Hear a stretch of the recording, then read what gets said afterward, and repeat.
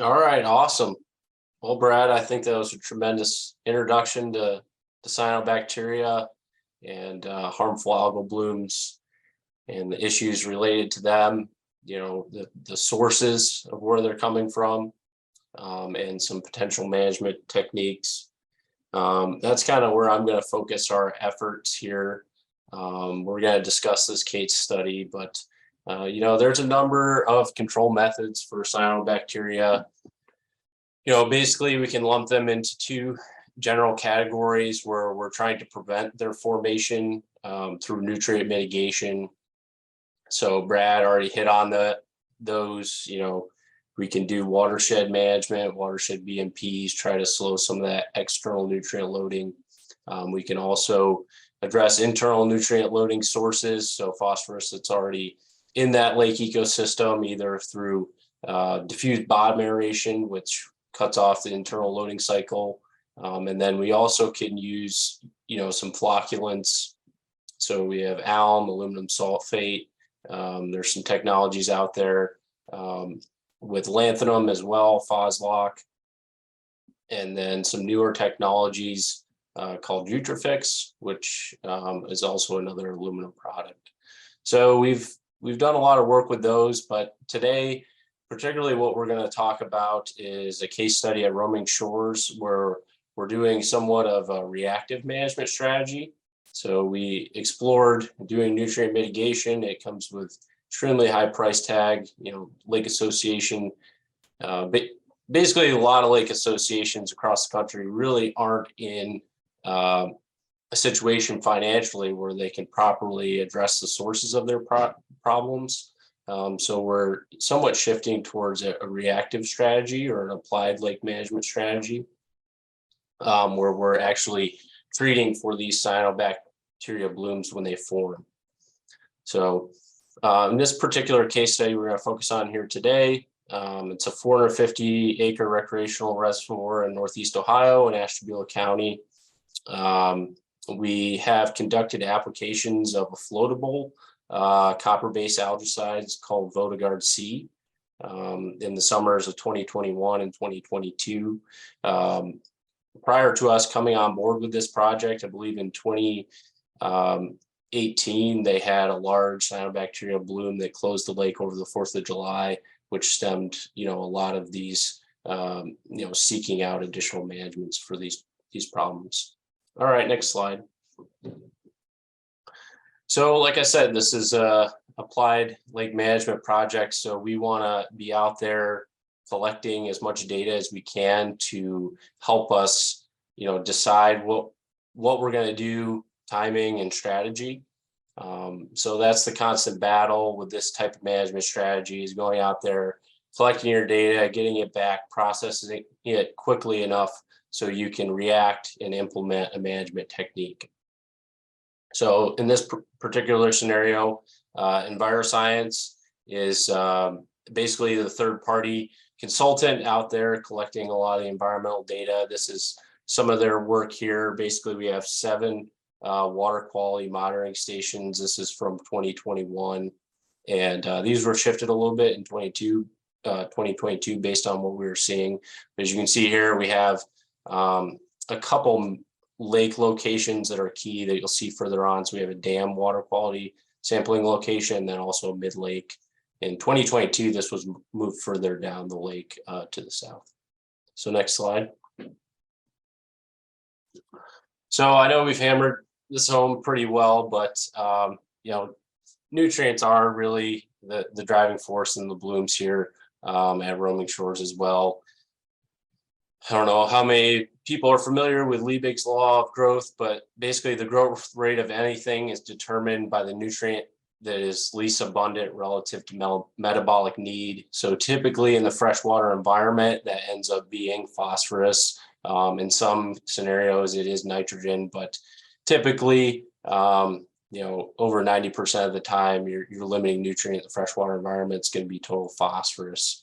So when we're looking at total phosphorus readings in lake ecosystems, especially in Ohio, once we get total phosphorus readings above 50 micrograms per liter is when we're really going to start to see these predominant blooms taking off. And then also we want to be looking at our N to P ratios. So your typical algal cell is between 5 to 7 to 1 N to P ratio of algal biomass. As Brad indicated before, a lot of these trouble algae species we're seeing are also nitrogen fixers. So they can have a competitive advantage if your N to P ratio falls beneath 64 to 1. If it's above 65 to 1 or above 100 to 1, it selects against these HABs because your green algae and other beneficial algae species actually, I wouldn't say they have an advantage, but they definitely can compete much better. So if we look at this data from 2021 on roaming shores here, we can see that basically we're right in this zone where we're just going to see annual HABs year after year unless something is done. Next slide. Okay, getting into the strategy of what we were trying to implement here. So we selected a floatable copper sulfate based algicide, VodaGuard C. We had done some work with it. We've been working with the product since 2018. We've had very good results with it. We like the product because it's somewhat innovative because it allows us to apply this algicide right to the water surface. It remains there in the top 5 feet of that water column for the first 48 hours after application. So it gives us increased contact and exposure time. And we're not really treating areas of the water body that we don't have to. So it allows us to go at lower dosage rates and really get that better contact and exposure times. In this particular project, we had to do a 2-part treatment method. So basically, we're treating the northern end of the lake, waiting 2 weeks, coming back, treating the southern end of the lake when we were seeing those cell counts basically start to spike with cyanobacteria. Next slide. So we can see here, this is just kind of a quick and easy breakdown. We worked with Ohio EPA to set up a lot of these dosing rates and as well as treatment areas. We had to meet some regulations with regard to the mixing zone once the overflow goes into Rock Creek. So basically within the first 11 hours of the application, we dropped down below the mixing zone maximum for copper for Rock Creek. So we did a 500-foot setback from the dam, which is double what the manufacturer recommends for copper sensitive areas. And then, like I said before, then we cut it in half and split it up into the 2 zones 2 weeks apart. So just to be clear here, I threw this slide in here. It's kind of a simple one, but year 1, we were seeing cyanobacteria cell counts spike early June. So we did a June 15th application, then a June 28th application. And then similarly, in 2022, we thought we weren't going to see necessarily the same thing because things weren't looking that way early in the spring. But by the time it got to mid-June, we were back actually in a very similar place. And we conducted applications similarly in 2022. So here I wanted to just feature kind of the, this is truly somewhat of an innovative product here. So this is after the product is applied.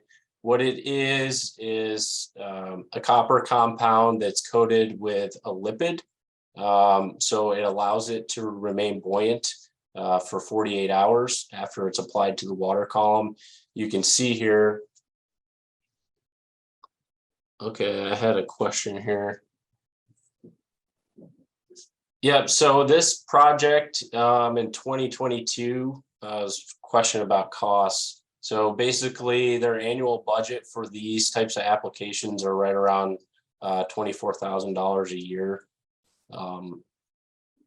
And we did explore nutrient mitigation options, and that cost was around $4 million estimated. So you can kind of see why we're doing these types of treatment strategies. But you can see here, this is the product after it's applied. We apply in windrows, basically moving down the lake. We like to apply them so the wind is basically perpendicular to the direction of the wind that day.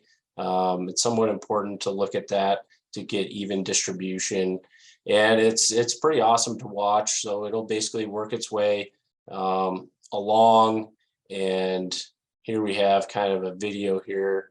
I know it's kind of glitchy, but when we practice this the second time through, it kind of showed a little bit better. But basically, it provides a wall or a section of control of cyanobacteria that moves throughout the lake, yeah. So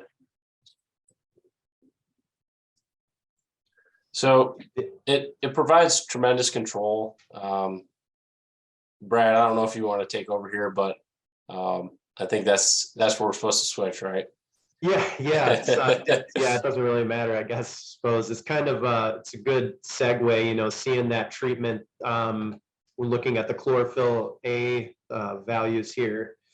So the red lines here are the dates of the treatments, and each one of these lines is a location, and I connected them here. Looking at it, probably should have kept the dates separate, but essentially what we're looking at is post-treatment, you see a decrease. Now here in 2022, there was a lag so with all of this field stuff, coordinating field work and everything like that, we weren't able to get out pre-application to grab a sample, or we were able to get a sample, but the chlorophyll A value just wasn't there. So you don't see it there. You kind of see that post-treatment numbers essentially though of 2021. So lower and even decreasing lower post-treatment. So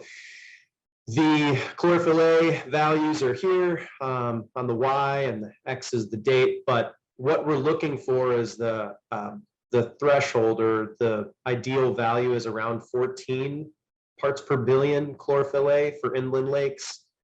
And so we're meeting those criteria now post-application and then throughout the rest of the season. So it's been a really effective treatment over time.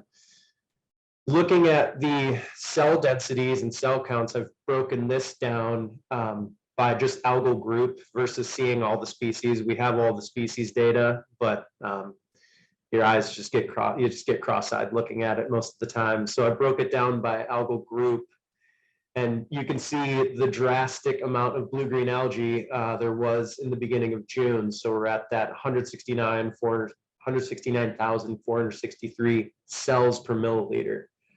And that just dwarfs every other algal group. So you can see post-application then dramatically decreases. And we see that that's at the dam location, mid-lake, very similar story.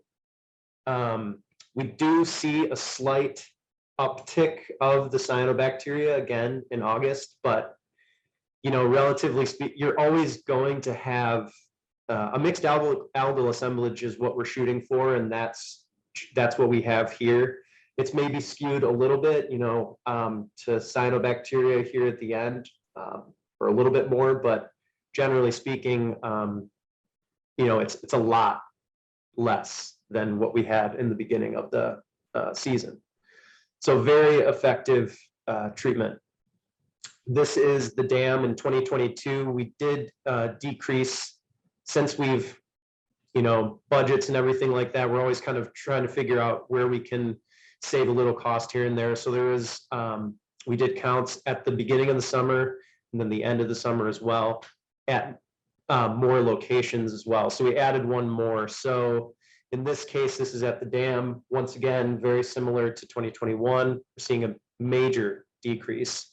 And you're seeing a more balanced assemblage at the throughout the end of the year, or the end of the season. Mid-Lake, same story. And this was this LRR South. This is at the southernmost reach of Lake Roaming Rock, and that's where Rock Creek comes in. So that's where you have your inflow of Rock Creek. So we're seeing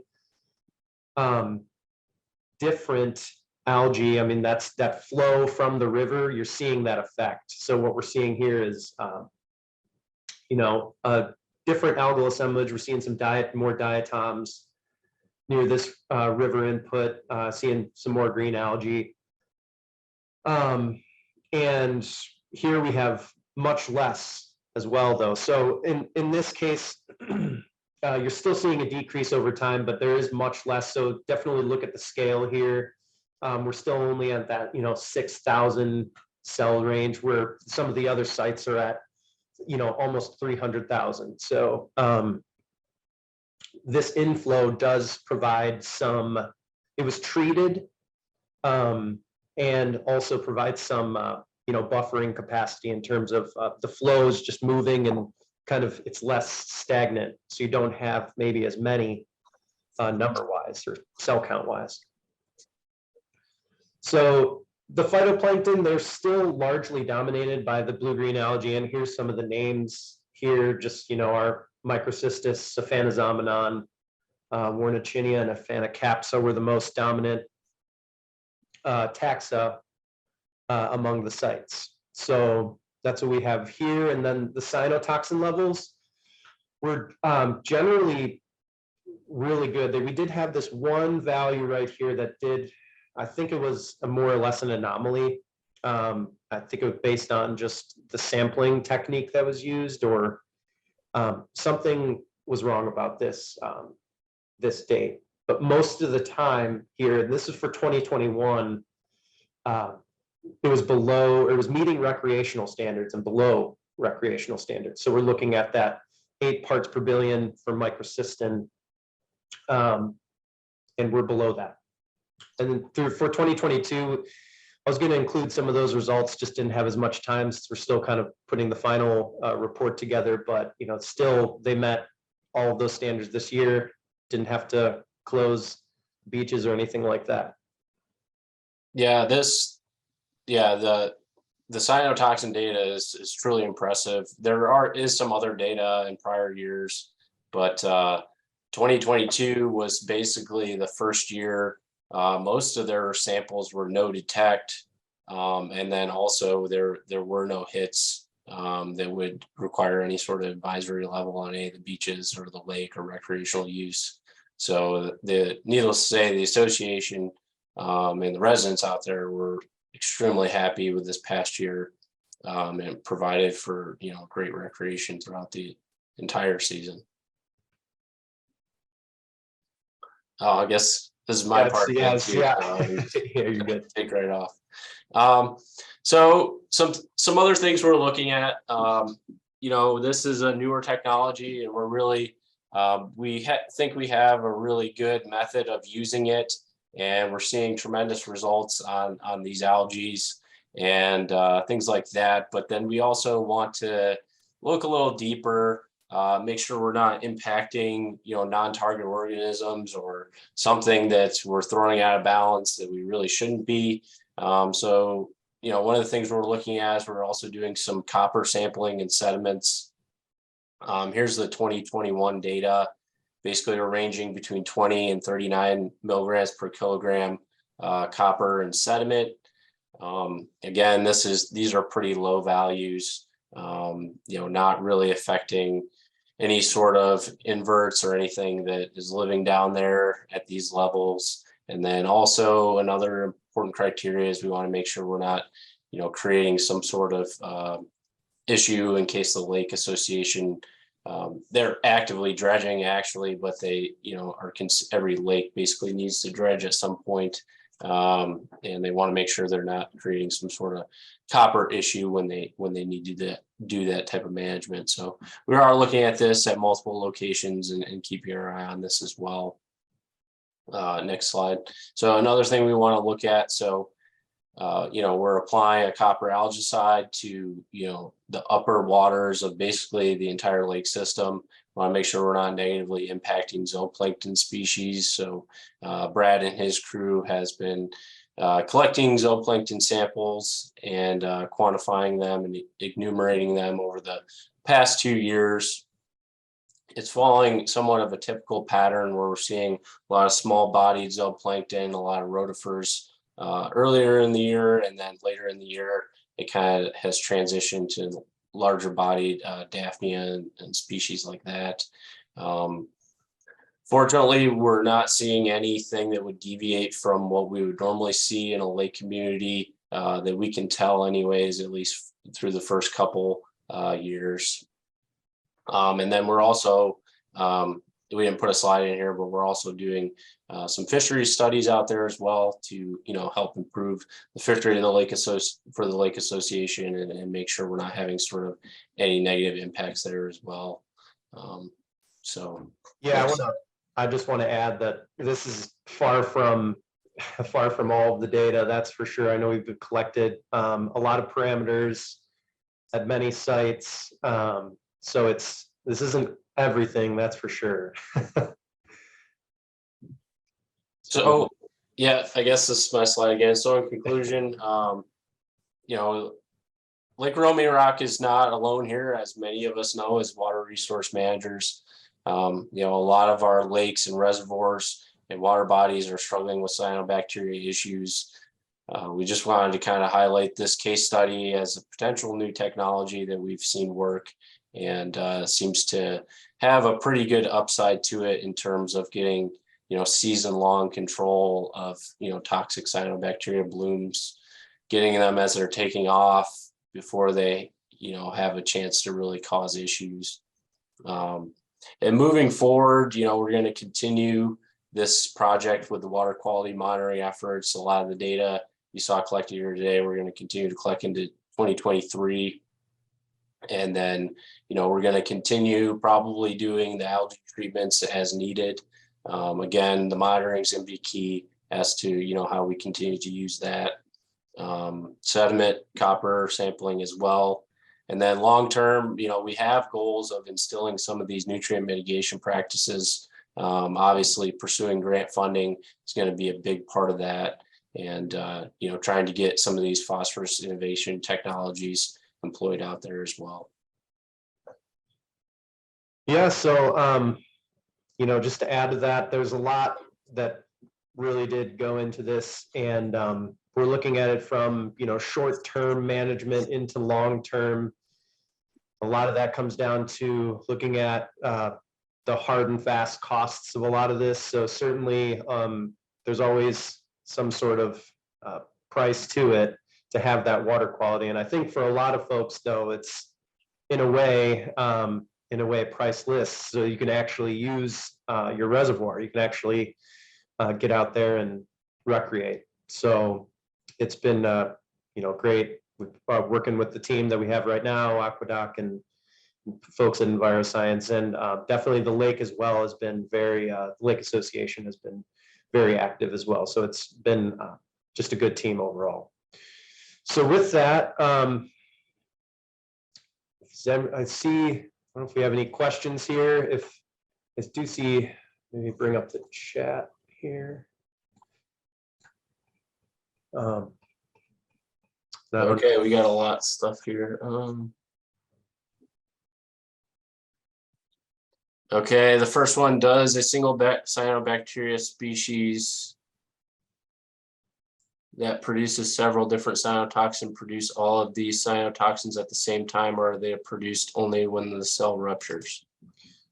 So breaking that question down, they have the potential to produce multiple toxins. They do, yes, have the potential to produce multiple at the same time, but generally we'll see one will be more dominant. So the organism has to put that effort to make that toxin. And usually we'll see one dominate over another. And most of the time it might be there, but it's in a, it's in the, like a almost no detect level for some of those. And then they are held, the toxin's held internally.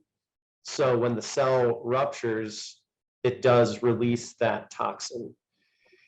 And that's why some of these algicide applications, for example, where we want to monitor, you want to know what's there, and you want to know at what level it is there. So most of the time when we're doing these applications, if it's at a high level, we don't want people on the water recreating. We want to wait till that cyanotoxin level. If it is producing, a large amount of toxin at the time, you want that to photodegrade, and usually that's a couple days. So it's not really persistent, but you just want to make sure you do take the right action, right measures for when you are treating these. So yeah, unfortunately, we haven't really run into this problem. All our treatments have been conducted when we're seeing virtually no toxins. So that's good. Next question, I think I'll take this one. Did Sure. I understand correctly, the 14 parts per billion is the baseline value for triggering treatments? No, the 14 parts per billion is what our target is. So that's where we're going for post-treatment, ideally, with the chlorophyll A value. Yeah, it's from a Ohio EPA inland lakes document. They sampled a whole bunch of lakes, hundreds of lakes, maybe even thousands, but and they kind of came up with that value based on the ecoregion and the size of the lake and everything like that. So that's the goal, is to meet those sort of criteria for chlorophyll A. Okay, floating treatments. Does the residual treatment or resultant product accumulate? Does it have potential to accumulate onshore? Are there groundwater source risks for people with shallow jet wells? And if we eventually dredge, would we now have a new problem to mitigate by copper release? I can take this one as well. So the treatment, basically, as most copper-based algicides, we find that the most of the material ends up in the sediments at the bottom of the lake. Some of it does get transported downstream, but that basically accounts for all of it. As far as a groundwater risk, I don't believe that is the case. On this particular lake, there's no direct intakes from the lake itself. So that's probably not an issue. I believe they also do have municipal water in this particular lake community. And when they dredge, is copper an issue? Yes, when you dredge in Ohio and most places, you have to test for the amount of copper in your sediments before you're allowed to dispose of it. If it exceeds a threshold, then it needs to be treated as if you have a heavy metal in there, and it needs probably to be landfilled at that point. But we're nowhere near that threshold in this scenario. And next question, along the same lines as the previous question, do cyanotoxins accumulate in sediment? Brad, I'll defer to you on that one. No, they do not. So I would say they're going to degrade. They're usually photodegrading relatively rapidly. I would say, within a week, they're gone. Within a couple days in most instances. And I wouldn't quote me, because it does depend on it depends on a lot of things. You can't really put it in a box necessarily, as I like to say, but it's you have to take multiple factors into consideration: the light level, flows, everything, in order for you to kind of test that cyanotoxin. But they would not accumulate in the sediments. Yeah. They would degrade by then. Yeah, they can decompose. Basically, bacteria can also, other forms of bacteria can break them down too, I believe. Like if they do end up in the sediments where there's no sunlight, they'll just be decomposed at that point. Yeah, they're all organic compounds. Carter, this might be okay. You mentioned some other nutrient mitigation strategies to compare costs. What are some of those? So basically, I quoted, a large dollar amount for a nutrient mitigation project that we're looking at.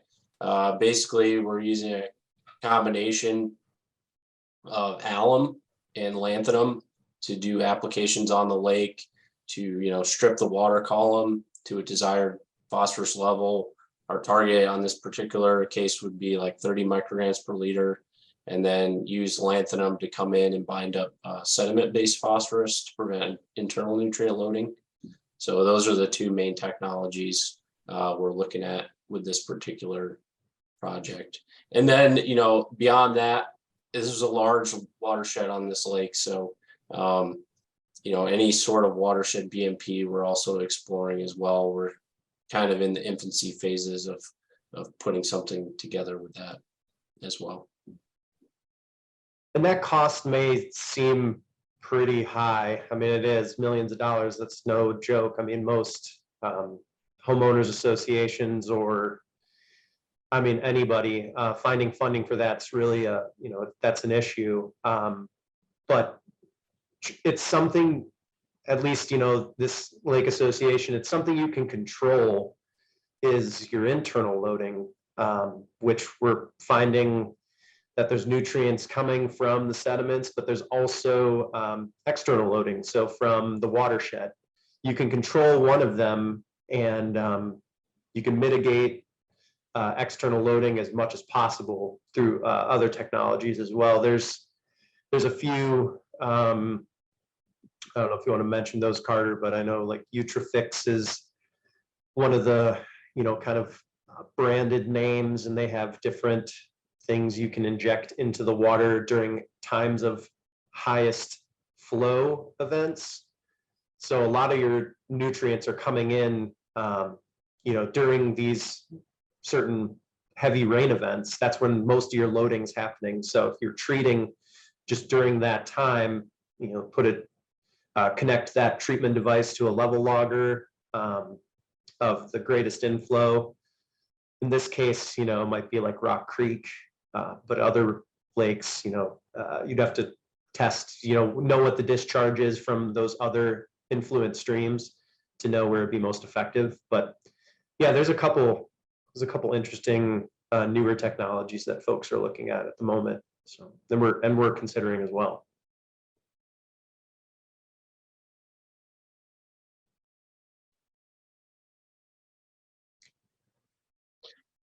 All right. Well, I don't see any more questions here on the chat.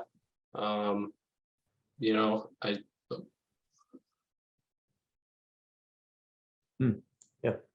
Crush concrete practice to reduce phosphorus loads in stream. Okay. Yeah, thanks for sending that.